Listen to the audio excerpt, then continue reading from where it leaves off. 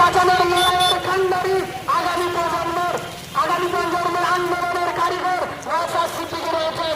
এই মিছিলের সামনে নওশাদ সিদ্দিকী রয়েছেন, যিনি আপনারা জানেন গোটা পশ্চিম বাংলা জুড়ে গোটা পশ্চিম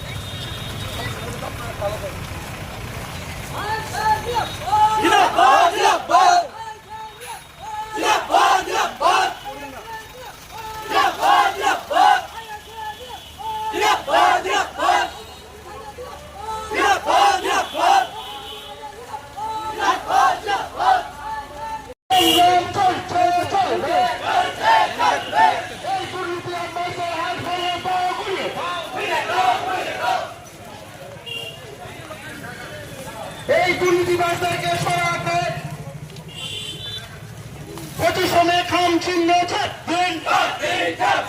এই পরবর্তী সরাতে প্রতিশোধে খাম চিহ্ন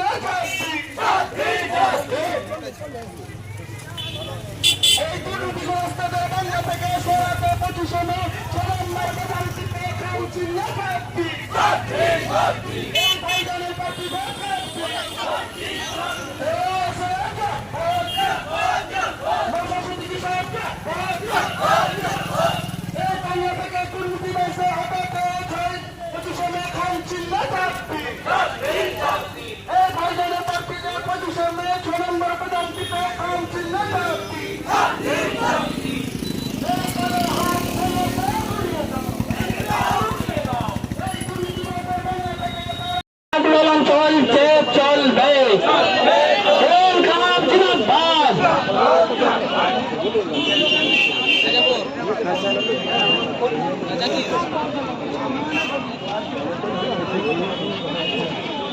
মাইকটা বাতাও, এই মাইকটা দিকে নাসির মাইকটা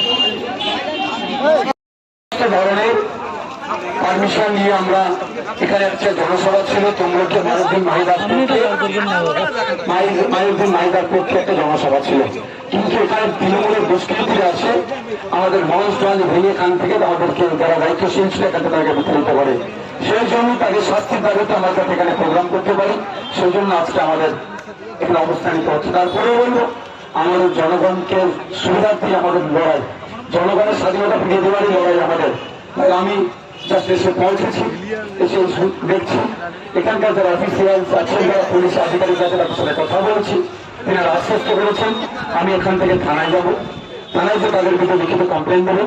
আমি আশা করবো আজকে রাত্রা পর্যন্ত 12 ঘন্টা 18 ঘন্টা 20 ঘন্টা আমরা অপেক্ষা করবো, যদি প্রশাসনের পক্ষ থেকে সেই সমস্ত সমাজ বিরোধী যারা গণতন্ত্রকে হত্যা করতে চাইছে তাদের বিরুদ্ধে কঠোর ব্যবস্থা না নিলে আমরা কিন্তু বিপ্লবের মাটি এবং গণতান্ত্রিক প্রক্রিয়ায় আমরা কিন্তু বিপ্লব সংগঠিত করবো। পুলিশ প্রশাসন আমাদের গণতান্ত্রিক প্রক্রিয়ায় আঘাত দিতে পারবে না। এখন আমি উপস্থিত ফান্ডের কর্মী সমর্থক ভাইদের বলবো মানুষজনের অসুবিধা হচ্ছে চলাচলে, আমি আপনাদের কাছে অনুরোধ করবো আপনারা রাস্তাটা ক্লিয়ার করে দিন। আমরা এখন থানাতে গিয়ে আমরা আমাদের যে অভিযোগ যার নামে আছে সেটা আমরা পূরণ করছি। প্রশাসনের বন্ধুরা আশা করবো তাদের যদি কমপ্লেন দেবো তাদের যদি কঠোর ব্যবস্থা নেবে। রাস্তাটা আস্তে আস্তে ক্লিয়ার করবেন।